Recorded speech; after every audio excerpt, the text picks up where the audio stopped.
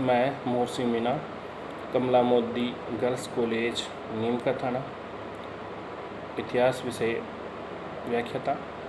आज हम धर्म सुधार आंदोलन टॉपिक पर चर्चा करेंगे। ये टॉपिक IAS RS मेंस के एग्ज़ाम में तो आता ही है, इसके अलावा स्कूल व्याख्याता के सिलेबस में शामिल है और सबसे महत्वपूर्ण BA पार्ट 3rd ईयर के सिलेबस में भी है। तो इन सभी को ध्यान में रखते हुए इस टॉपिक पर हम चर्चा करेंगे। धर्म सुधार आंदोलन ये विषय है। इसमें IAS मेंस में तो इस पर 2-3 तरीके से क्वेश्चन पूछे गए हैं। जैसे एक बार पूछा है कि जो पूर्ण जागरण आंदोलन ने जिन अंडों को जो अंडे दिए थे उन्हें मार्टिन लूथर ने सेया। एक बार पूछा कि धर्म सुधार आंदोलन राष्ट्रीय और लोकप्रिय आंदोलन था, समीक्षा कीजिए। तो इस तरह से प्रश्न वहाँ पर आता है। BA पार्ट 3rd ईयर में तो यहाँ से जो प्रश्न आता है वो इस तरह से आता है कि धर्म सुधार आंदोलन के क्या कारण थे, धर्म सुधार आंदोलन की मुख्य विशेषताएं बताइए, इसके क्या परिणाम निकले, धर्म सुधार और प्रतिधर्म सुधार आंदोलन में क्या अंतर है और ये क्यों आरंभ हुए। इस तरह से प्रश्न वहाँ पर भी आ जाते हैं। RS में भी धर्म सुधार और प्रतिधर्म सुधार पर टिप्पणी पूछ लेते हैं।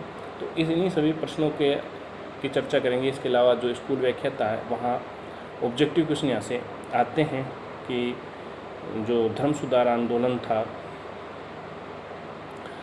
वो किस घटना से लेकर शुरू हुआ, कहाँ शुरू हुआ।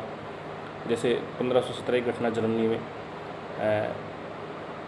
पाप मोचन पत्र बेचने की घटना से शुरू हुआ। तो इस प्रकार के प्रश्न यहाँ से होते हैं।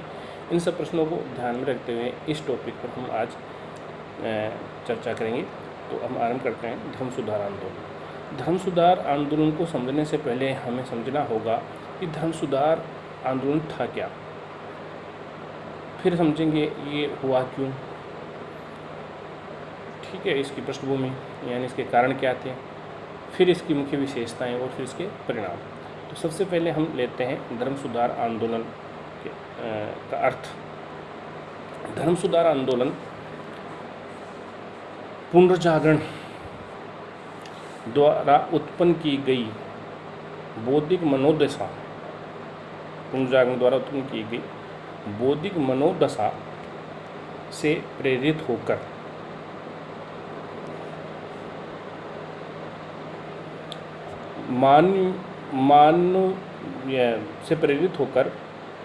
ईसाई धर्म में विद्यमान नैतिक बुराइयों के खिलाफ 15वीं से 16वीं सदी में जो आंदोलन चलाया गया उसे हम धर्म सुधार आंदोलन कहते हैं। ये धर्म सुधार आंदोलन ईसाई पोप पादरी संगठन के विरुद्ध, उन चर्च की भोग विलासिता, भ्रष्टाचार, उनकी अनैतिकताओं के विरुद्ध थे। ये आंदोलन 2 रूपों में हुए। मुख्य रूप से तो जो कैथोलिक ईसाई धर्म था उस व्यवस्था में सुधार के लिए उसके अंदर ही हुए, जिन्हें हम पूर्व धर्म सुधार आंदोलन कहते हैं, जो 12वीं से 16वीं सदी के मध्य होते रहे, जिन्होंने बाइबल प्रेरित शिक्षा पर जोर दिया, उसके ईसाई धर्म को नैतिकता, उसके जो पादरी वर्ग की उनकी नैतिकता की स्थापना पर जोर दिया। ये आंतरिक सुधारों की मांग की, लेकिन पूरी व्यवस्था को बदलने की शुरुआत मार्टिन लूथर ने की, जब 1517 में पोप लियो 10 ने जो पत्र बेचने का आदेश दिए, पाप मोचन पत्र बेचने के आदेश दिए जर्मनी ने टेट जेल को। टेट जेल ने ये सहायता के लिए मार्टिन लूथर से सहायता मांगी, तो उन्होंने इसका विरोध किया और विरोध करके इसके खिलाफ 95 घोषणा पत्र विटनबर्ग विश्वविद्यालय में जारी की। वहाँ से इस आंदोलन की शुरुआत हुई। तो वो जो आंदोलन है जिसने आमूलचूल परिवर्तन की बात की, जिन्होंने केवल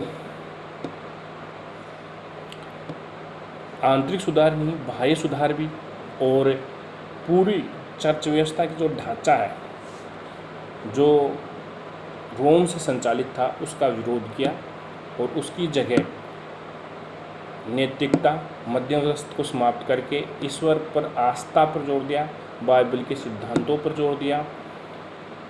उसे हम प्रोटेस्टेंट आंदोलन कहा, जो विभिन्न देशों में विभिन्न रूपों में फैला, जिसमें फ्रांस, स्विट्ज़रलैंड में कालीनवाद के रूप में ज़्यादा फैला, कहीं ये प्रेसबिटर्स के रूप में फैला। तो ये जो धाराएं हमें दिखाई दी वो सारा ही प्रोटेस्ट आंदोलन कहलाता है। और उसके जवाब में कैथोलिक धर्म में पुनः सुधार जेसुइट संघ ने आरंभ किए, उसे हम प्रतिधर्म सुधार आंदोलन कहते हैं। तो ये है धर्म सुधार आंदोलन और प्रतिधर्म सुधार आंदोलन। अब धर्म सुधार आंदोलन आरंभ क्यों हुआ, इसको समझने के लिए धर्म सुधार आंदोलन की पृष्ठभूमि हमें समझनी होगी। धर्म सुधार आंदोलन ईसाई धर्म में आरंभ हुआ था और ईसाई धर्म की स्थापना ईसा मसीह ने की थी। ईसा मसीह जेरूसलम के रहने वाले थे और इनके पिता जोसेफ थे और माँ मेरी थी। 30 वर्ष की आयु में इन्हें ज्ञान प्राप्त हुआ था। इन्होंने पहले अपने धर्म प्रचार का ज्ञान जूडिया और गैलिली क्षेत्र में दिया, बाद में जेरूसलम में प्रचार किया। 29 ईस्वी में इन्हें जेरूसलम में प्रांतीय अधिकारी पोंटीज ने गिरफ्तार करके फांसी पर चढ़ा दिया। फांसी पर चढ़ाया शुक्रवार का दिन था, इसलिए इनके अनुयायी वापस गैलिली चले गए और 4 दिन बाद में वापस लौटे। इस घटना को ईसा मसीह का पुनर्जन्म कहते हैं। ईसाई धर्म को ईसाई धर्म के रूप में मान्यता 45 ईस्वी में मिली, जब एंटियोक नामक स्थान पर ईसा मसीह के अनुयायी प्रचार कर रहे थे, तो इनके अनुयायी को ईसाई कहा गया। ईसाई शब्द ग्रीक भाषा क्रिस से बना है और ग्रीक में ईसाई को क्रिश्चियन कहते हैं, ईसा मसीह के अनुयायी को क्रिश्चियन कहते हैं। ईसाई धर्म को लोकप्रिय पीटर और सेंट पॉल ने किया। पीटर पहला बिशप बना जो ईसा मसीह के शिष्य था, दूसरा सेंट पॉल बना। इसको सबसे ज़्यादा लोकप्रिय सेंट पॉल ने इस धर्म को लोकप्रिय किया। पॉल के बाद जो बिशप बनते थे वो मुख्यतः सामंत ही बनते थे। 6वीं शताब्दी ईस्वी में सामंत अपने में से एक पोप नियुक्त करने लग गए। पादरियों अपने जो सामंत थे उनमें से एक पोप नियुक्त किया जाने लगा। पहला रोम का पोप ग्रेगरी बिशप बना, जिसका सामंतों द्वारा चुनाव किया जाता था और रोम की जनता का समर्थन आवश्यक था। इसके बाद 1095 में पोप निकोल II ने पोप चयन प्रक्रिया में परिवर्तन किया और अब पोप का चयन करने के लिए विशेष पादरियों, जिन्हें कार्डिनल कहा, उनको अधिकार दिया गया केवल। बाद में पोप शक्तिशाली होता गया, जिसमें पोप ग्रेगरी, जिसने डिडेक्ट्स पुस्तक लिखी, उसने उल्लेख किया कि पोप सूर्य के समान है और राजा चंद्रमा के समान है। चंद्रमा सूर्य की शक्ति से ही चमकता है, तो इस प्रकार राजा भी पोप की शक्ति पर ही निर्भर है और पोप ही राज्य के लिए कानून बना सकता है, हटा सकता है, लागू कर सकता है। इस प्रकार पोप को शक्तिशाली बना दिया गया उसके समय। तो इस तरह से मध्यकाल में पोप सर्वशक्तिशाली हो गया था और उस सर्वशक्तिशाली होने के कारण उसमें कई प्रकार की बुराइयां भी आ गई थी। इन बुराइयों का विरोध होने लगा था। ये विरोध मुख्यतः उस ईसाई धर्म कैथोलिक में सुधार चाहने वाले लोगों ने और राजाओं ने भी किया था। राजाओं ने इसलिए किया था कि वो राजाओं पर शक्तिशाली हो गए थे। इसलिए तो कहा गया कि जो प्रोटेस्टेंट आंदोलन है वो राष्ट्रीय और लोकप्रिय था। राष्ट्रीय इसलिए था कि इस प्रोटेस्ट आंदोलन ने पोप की जगह राजा को शक्तिशाली बनाया था, राज्य को शक्तिशाली बनाया था, राष्ट्रवाद की भावना को जन्म दिया था। उन्होंने कैसे जन्म दिया था राष्ट्रवाद की भावना को? क्योंकि ये जो आंदोलन आरंभ हुआ था धर्म सुधार आंदोलन, ये मुख्य रूप से रोमन कैथोलिक जो धर्म था उसके विरोध में था, और उसकी जो व्यवस्था थी कि पैसा जर्मनी और अन्य राज्यों से इकट्ठा करके रोम में जाता था, उसके खिलाफ था। उसके खिलाफ राष्ट्रीय भावना उत्पन्न हुई थी। इसके अलावा ये आंदोलन उसके खिलाफ भी था कि जो पादरी जो पोप नियुक्त करता था रोम से ही नियुक्त होता था, और वो लोग यहाँ आते भी नहीं थे जर्मनी वगैरह देश में। तो इसलिए यहाँ के जो क्षेत्रीय लोग थे उनमें ये राष्ट्रीय भावना का जन्म हुआ था, इसलिए ये आंदोलन हुआ था और ये जनमानस में फैला भी था। तो इसलिए इसको हम लोकप्रिय भी कह सकते हैं। लेकिन किसान वगैरह ने इनको पूरा समर्थन या पूरे व्यापक यूरोप में समर्थन नहीं मिला था, इसलिए पूर्णतः लोकप्रिय नहीं कह सकते। लेकिन ये तत्व इसमें दिखाई देते हैं जो जैसा कि उन प्रश्नों में पूछा गया है उनका आंसर हम दे सकते हैं। लेकिन प्रश्न ये उठता है कि जो लोकप्रिय या राष्ट्रीय धर्म सुधार आंदोलन है ये हुआ क्यों, इसके क्या कारण थे। धर्म सुधार आंदोलन के जो मुख्य कारण है वो सबसे मुख्य तो पुनर्जागरण चिंतन से स्वतंत्र तर्क का विकास हुआ, और उन तर्कों की कसौटी पर जब पोप को और चर्च को और उसकी व्यवस्था को चेक किया जाने लगा तो वो उस पर खरे नहीं उतरे, तो लोगों का विश्वास पोप और चर्च व्यवस्था पर उठने लगा, इसलिए आंदोलन की मांग होने लगी। दूसरा कि जो पुनर्जागरण था उसमें मानववाद पर जोर दिया था, और जो ईसाई धर्म था उसमें अभी भी भौतिकवाद की जगह आध्यात्मवाद ज़्यादा था, रूढ़िवाद अंधविश्वास था, तो उनका भी विरोध हुआ। इसके अलावा इस काल में पोप सर्वशक्तिशाली होने के कारण पोप और उसकी जो सिस्टम था उसमें काफ़ी भ्रष्टाचार व्याप्त हो गया था, इसलिए भ्रष्टाचार भोगविलासता का अड्डा बन गया था, उसके खिलाफ लोगों में रोष उत्पन्न होने लग गया था। इसीलिए तो सेवानारोला ने कहा था कि यूरोप में भ्रष्टाचार की शुरुआत रोम के चर्च से शुरू होता है और फिर यूरोप में फैलता है। इसके अलावा इस समय पुनर्जागरण काल में कुछ चीज़ों का आविष्कार हो गया था, प्रेस, कागज़, मुद्रण। इन यंत्रों के माध्यम से जो बाइबल है उसका स्थानीय भाषाओं में अनुवाद होकर लोगों तक पहुंचने लग गई थी, इसलिए मध्यस्थ वर्ग की आवश्यकता महसूस नहीं होने लगी थी, उनके खिलाफ असंतोष उत्पन्न होने लग गया था। इसके अलावा चर्च में काफ़ी अवैध संतानें, चर्च में जो पोप था उसको शादी करने का अधिकार नहीं था, लेकिन उसकी काफ़ी अवैध संतानें रहती थी वहाँ पर, जिन्हें यीशु की संतानें कहा जाता था, जिसमें सबसे भ्रष्ट अलेक्जेंडर षष्ठ था, इसलिए भी वहाँ पर विरोध ये आंदोलन होने लग गया था। इसके अलावा जो पोप के जो नियुक्त किए जाते थे पादरी वो ज़्यादातर अशिक्षित होते थे, उनको कर्मकांडों का सही ज्ञान नहीं होता था, और वो इटली में रहते थे, अन्य देशों में नहीं जाते थे, वहाँ पर सब नियुक्त कर देते थे और पैसे देकर वो अपना पद प्राप्त करते थे, इसलिए भी इसके खिलाफ विरोध होने लग गया था। ये सभी कारणों ने इस आंदोलन का धर्म सुधार आंदोलन को जन्म दिया। लेकिन जो धर्म सुधार आंदोलन का तत्कालीन कारण था वो था मार्टिन लूथर द्वारा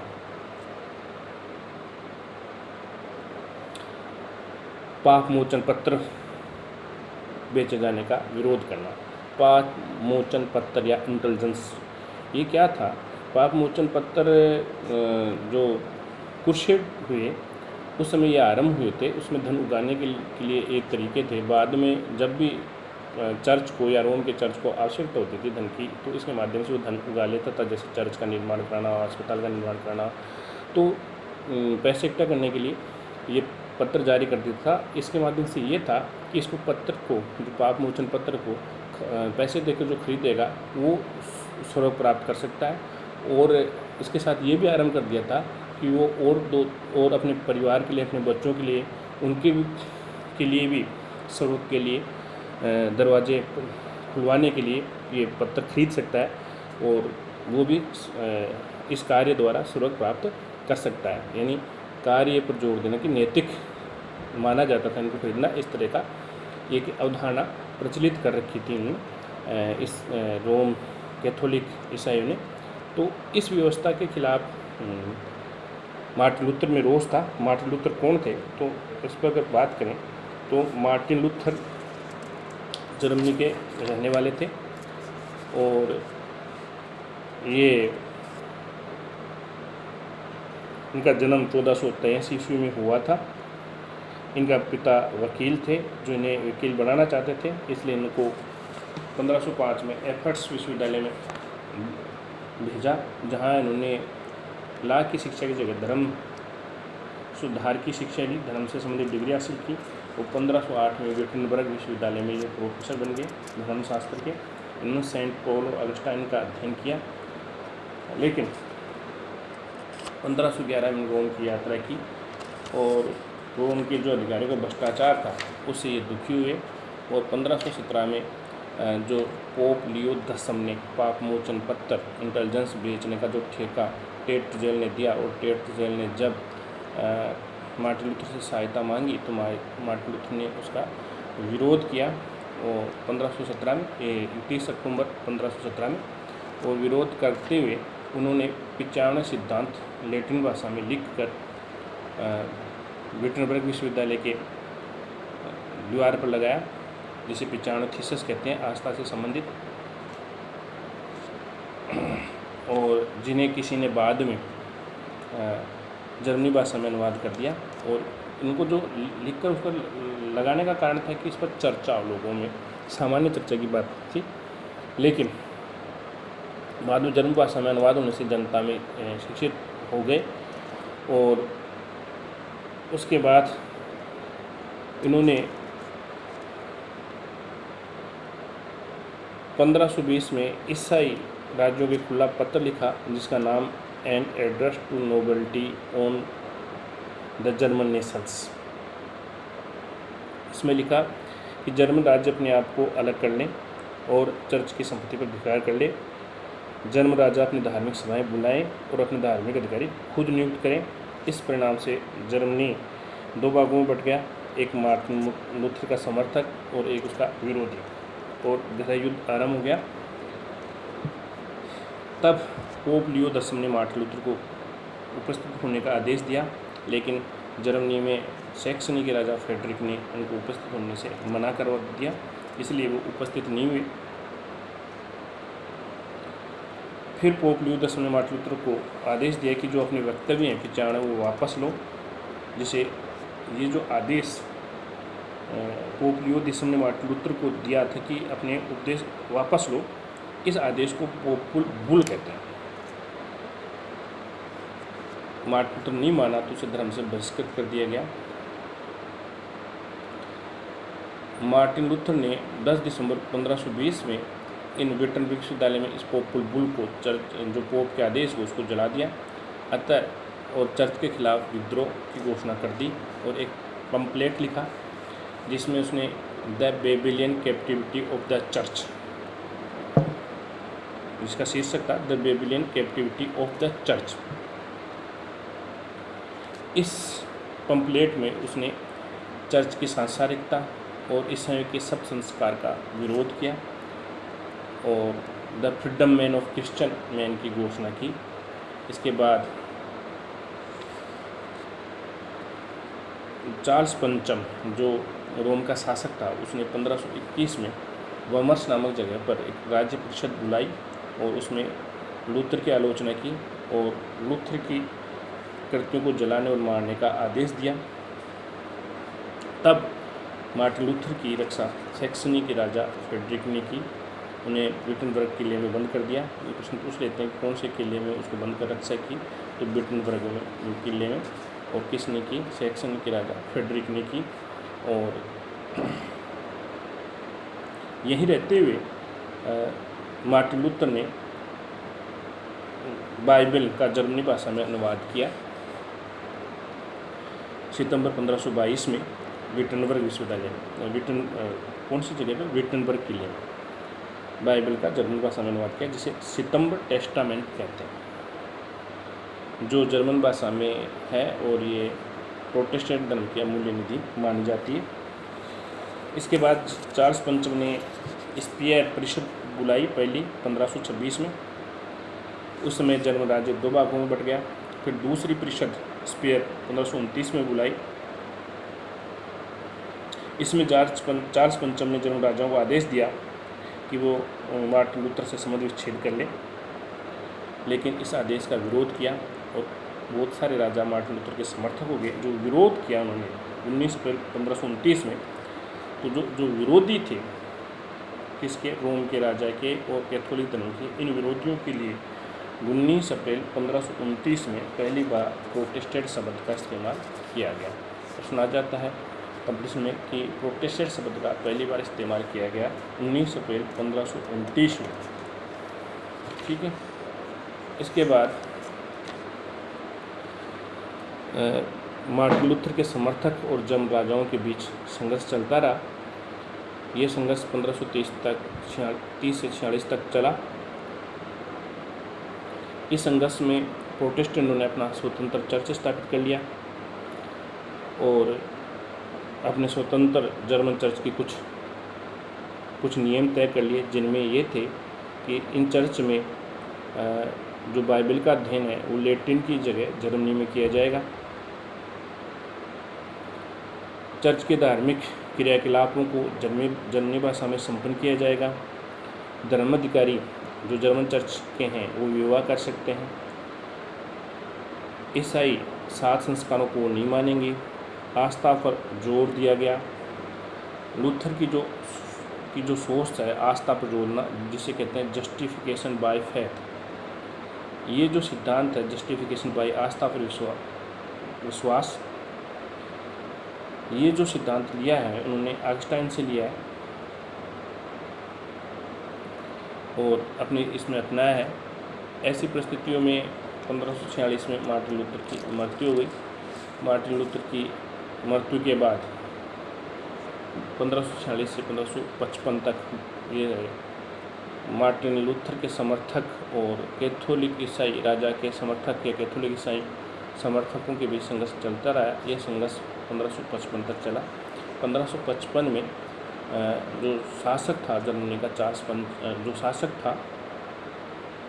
चार्ल्स पंचम रोम का, उसने अपने भाई फर्डिनेंड को लूथर के समर्थकों से समझौता करने के लिए भेजा और 1555 में फर्डिनेंड और लूथर के समर्थकों के बीच ऑक्सबर्ग नामक स्थान पर समझौता हुआ, जिसे ऑक्सबर्ग की संधि कहते हैं। ये ऑक्सबर्ग की संधि क्या है, ये आरएस में भी पूछा है मेंस में, और फर्स्ट ग्रेड स्कूल व्याख्याता में और थर्ड ईयर के टाइप में भी पूछ लेते हैं। ऑक्सबर्ग समझौता क्या था? ऑक्सबर्ग समझौता 1555 में मार्टिन लूथर के समर्थक और चार्ल्स पंचम के भाई फर्डिनेंड के बीच हुआ था, यानी कैथोलिक और प्रोटेस्टेंट के बीच समझौता हुआ था, जिसकी निम्न विशेषताएँ थी।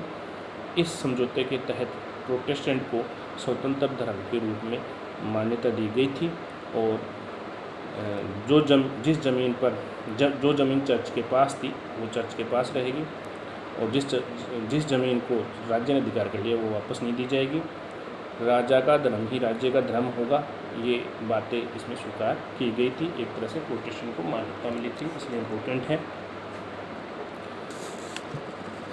इस प्रकार से प्रोटेस्टेंट धर्म का उदय हुआ जर्मनी में और व्यापक विस्तार हुआ, उसको मान्यता मिली। इसमें सबसे बड़ा भूमिका मार्टिन लूथर की रही। लेकिन जो प्रोटेस्टेंट धर्म या का जो उदय हुआ है, धर्म में जो सुधार हुआ है, ये जो उसके पूरे ढांचे को बदलने का प्रयास किया है, ये केवल मार्टिन लूथर ने नहीं, इससे पहले भी कई लोगों ने प्रयास किए थे, जिनमें मुख्य नाम हम बता सकते हैं। जिनमें मुख्य नाम है आलवेग, जिसने 12वीं सदी में कैथोलिक ईसाई धर्म में सुधार का प्रयास किया था और ये दक्षिण फ्रांस में उत्पन्न हुआ था। उसने कैथोलिक ईसाई धर्म में व्याप्त भ्रष्टाचार का विरोध किया था, लेकिन इसके आंदोलन को कुचल दिया गया था। इसके बाद वाल्डेंस ने 14वीं सदी में कहा था कि पोप के अनुसार मत चलो, बाइबल के अनुसार चलो, लेकिन इन्हें भी जिंदा जला दिया गया था। फिर जॉन वाइक्लिफ ने 14वीं सदी में, जो इंग्लैंड के थे, ऑक्सफोर्ड विश्वविद्यालय के प्रोफेसर थे, इन्होंने भी बाइबल की सुरक्षितता पर जोर दी थी और 1384 में इनकी मृत्यु हो गई थी। बाद में 1415 में कब्र से इनकी हड्डियाँ निकाल कर जलाई गई थी। यहाँ से जो इम्पोर्टेंट पर्सन है जॉन वाइक्लिफ, जो ऑक्सफोर्ड इंग्लैंड के हैं, उनसे इन्हें मॉर्निंग स्टार ऑफ रिफॉर्मेशन कहते हैं। मॉर्निंग स्टार ऑफ रिफॉर्मेशन, धर्म सुधार का मॉर्निंग स्टार में पहले का जो प्रयास करने वाला था। इसके जॉन हंस 14वीं सदी बोहेमिया का निवासी था। इसने भी प्राग विश्वविद्यालय का प्रोफेसर था और वाइक्लिफ का शिष्य था। इसने भी सुधारों की मांग की थी, इसे भी जिंदा जला दिया गया था। इसके अलावा इस काल में अगर हम बात करें 16वीं सदी में मार्टिन लूथर से पहले, तो डेसिडेरियस इरेस्मस ने भी प्रयास किया था 16वीं सदी में, जो रोटरडम हालैंड का रहने वाला था, जिसने 3 पुस्तकें लिखी है, पॉकेट डगर, in the phrase of Holi, new testament में ईसा मसीह की जीवनी लिखी है, और द फ्रेज ऑफ होली में चर्च पर व्यंग्य किया है। इन्होंने व्यंग्यों के माध्यम से एक सुधार की मांग की है, इसीलिए कहा जाता है, प्रचलित है आधुनिक विद्वानों में, कि कैथोलिक धर्म को या चर्च की बुराइयों को जितना नुकसान इरास्मस के व्यंग्यों ने पहुंचाया, उतना मार्टिन लूथर ने भी नहीं, तो इसमें भी बड़ी उसकी भूमिका थी। इसके अलावा मार्टिन लूथर तो थे जिन्होंने इसमें बड़ा योगदान दिया, और इस तरह से ये धर्म सुधार आंदोलन वहाँ पर हुआ, मुख्यतः जर्मनी में। बाद में अन्य देशों में भी इसके मार्टिन लूथर के समकालीन रूप में ये फैला। मुख्य रूप से ये स्विट्ज़रलैंड में, फ्रांस में, ब्रिटेन में उसी समय फैला। स्विट्ज़रलैंड में इस आंदोलन को, प्रोटेस्टेंट आंदोलन को जो फैलाने वाले थे ये एल्रिक ज्वेंगली थे। ये मार्टिन लूथर के समकालीन थे और वियना से इन्होंने शिक्षा प्राप्त की थी। ये लूथर के सिद्धांतों से प्रभावित थे। ये भी बाइबल की सर्वोच्चता पर जोर देते थे। ये बाइबल के सिद्धांतों के समर्थक थे, चर्च अधिकारियों के विवाह के समर्थक थे, लेकिन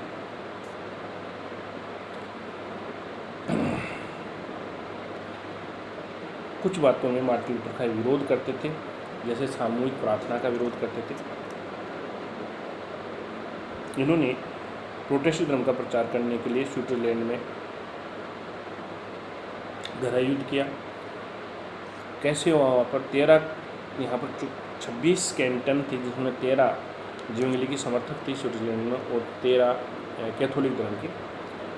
इस गहरा युद्ध में 1531 में इनकी केपल नामक स्थान पर मृत्यु हो गई।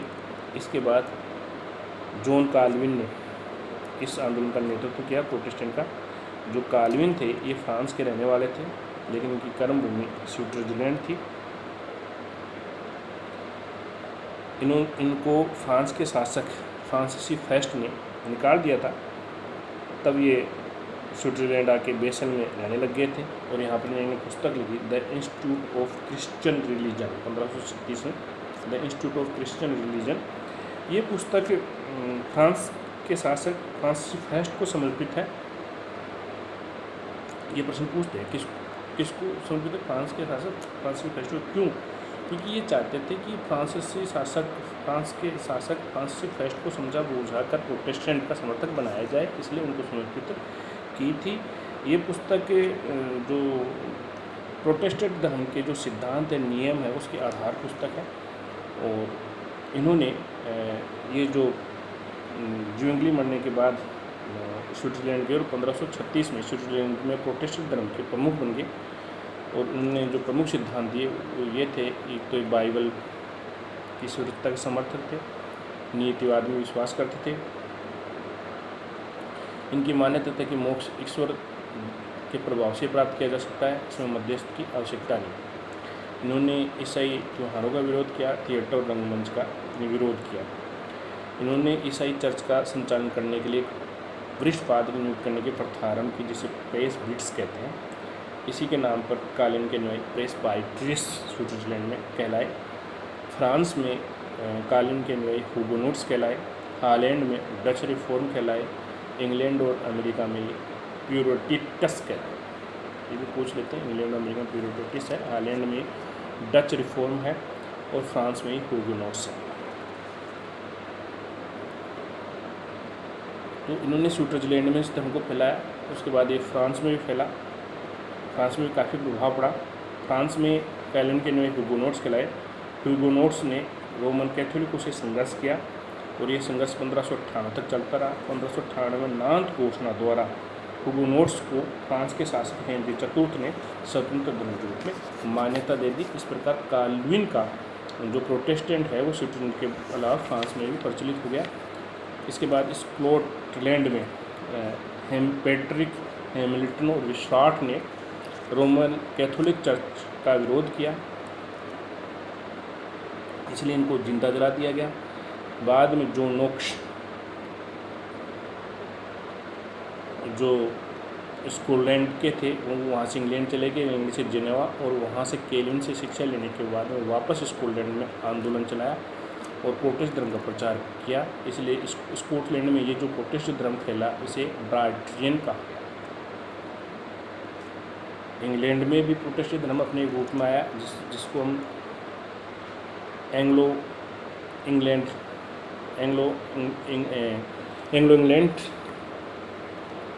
एंग्लोलैथिक चर्च कहते हैं, इस रूप में मान्यता मिली। इसका कारण यहाँ पर ये जो विरोध हुआ वो 1509 से 47 के बीच में हुआ।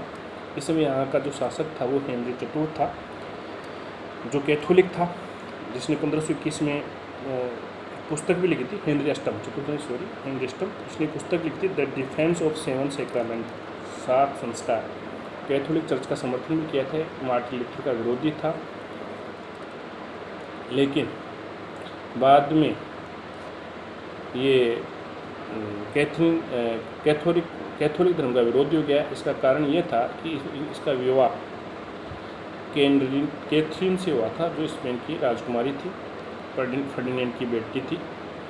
कैथरीन और हेनरी अष्टम के संयोग से 6 संतानों का जन्म हुआ, जिसमें एक ही जीवित रही, जिसका जो मेरी थी, कोई पुत्र नहीं था। इसलिए बाद में इसने कैथरीन से तलाक लेकर दासी एना बोलीन से विवाह कर लिया 1531 में। तब रोमन कैथोलिकों ने इस विवाह का विरोध किया, इसलिए 1534 में हेनरी अष्टम ने इंग्लैंड से अपने चर्च को अलग कर लिया और राजा की सर्वोच्चता इंग्लैंड में स्थापित कर दी। इसके अलावा रोमन चर्च को बेच जाने वाली राशि पर इसने प्रतिबंध लगा दिया और चर्च की संपत्ति जब्त कर दी। बाद में इंग्लैंड में हेनरी अष्टम और एना बोलेन से उत्पन्न नाबालिग पुत्र एडवर्ड षष्ठ शासक बना, जिसने प्रोटेस्टेंट धर्म को समर्थन दिया और उसे राजधर्म घोषित कर दिया।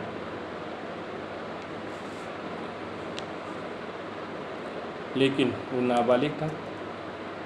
तभी 1553 में मेरी, जो कैथरीन की संतान थी, वो शासक बनी, जो कैथोलिक थी, जो स्पेन के राजा से जेम्स से विवाह भी किया था और इसने सिक्का भी चलाया था इस विवाह की याद में।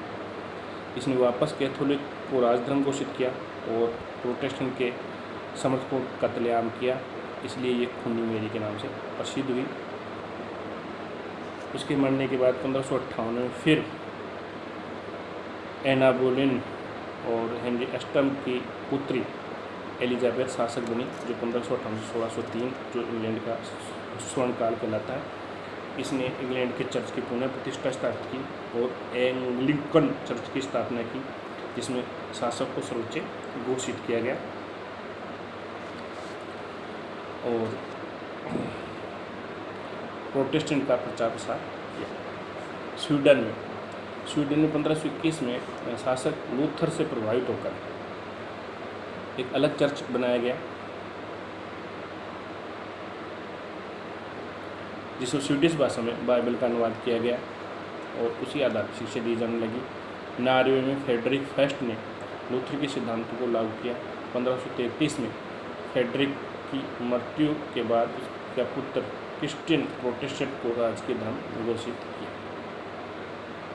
इस तरह से यूरोप में ये प्रोटेस्टेंट धर्म फैला।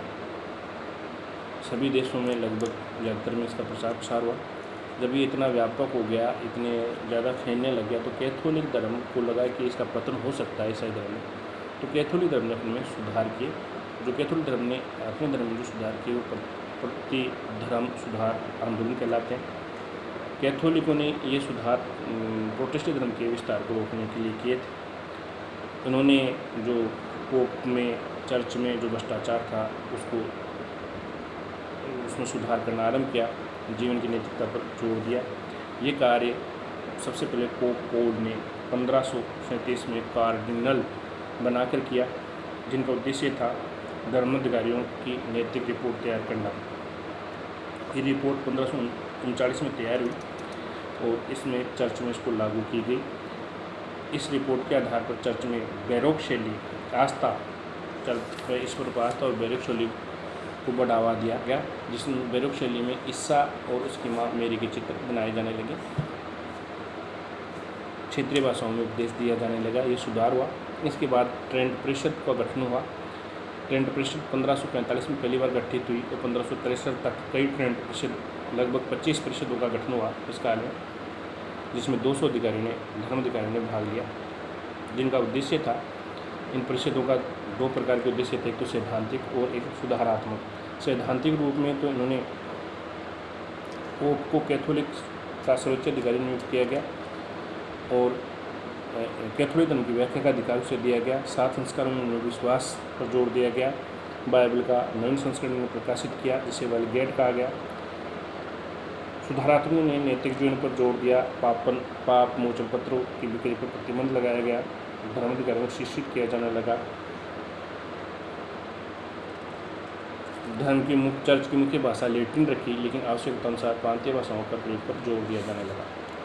इसके अलावा सोसाइटी ऑफ जीसस, जिसे जेसुइट संघ भी कहते हैं, सोसाइटी ऑफ जीसस या जेसुइट संघ, इसका गठन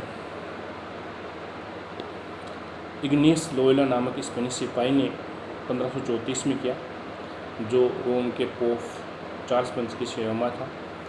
इस जेसुइट संघ को सोसाइटी ऑफ जीसस को मान्यता 1540 में पोप पॉल II ने दी।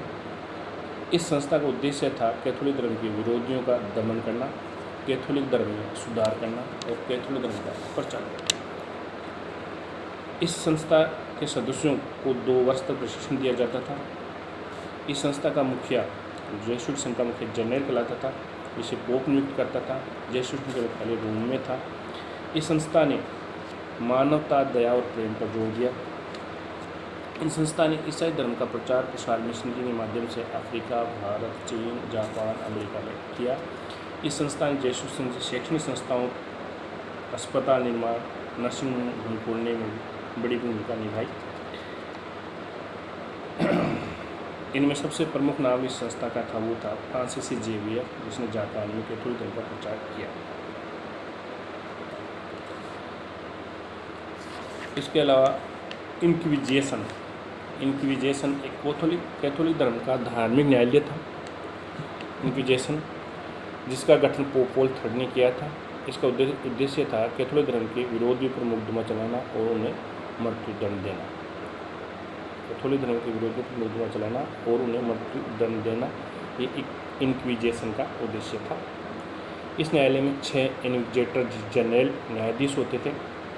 इन सुधारों से इंक्विजिशन, जेसुइट संघ, धर्म परिषद, परिणाम स्वरूप कैथोलिक धर्म में काफ़ी सुधार हुआ।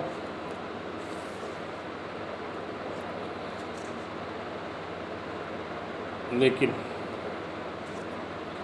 धर्म सुधार आंदोलन, प्रतिधर्म सुधार आंदोलन के संघर्ष से कई परिणाम निकले, जिससे एक तो ये हुआ कैथोलिक धर्म की एकता समाप्त हो गई।